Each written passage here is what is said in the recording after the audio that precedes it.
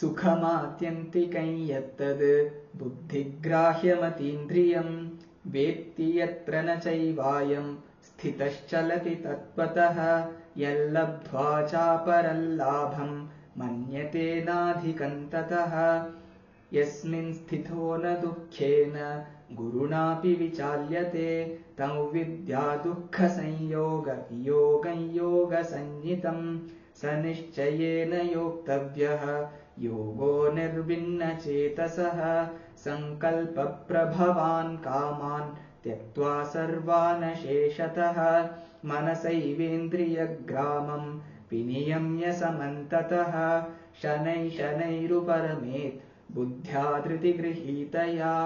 आत्मसंस्थं मनः कृत्वा न किञ्चिदपि चिन्तयेत् यतो निश्चरति मनश्चञ्चलमस्थिरं ततस्ततो नियम्यैतत्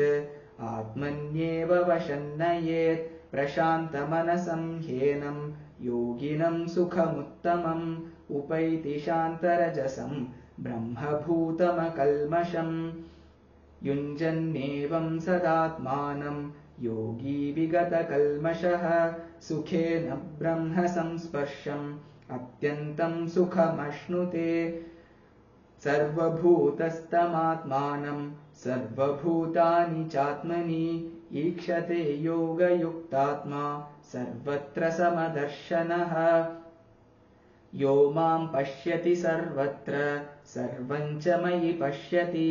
तस्याहं न प्रणश्यामि स च मे न प्रणश्यति।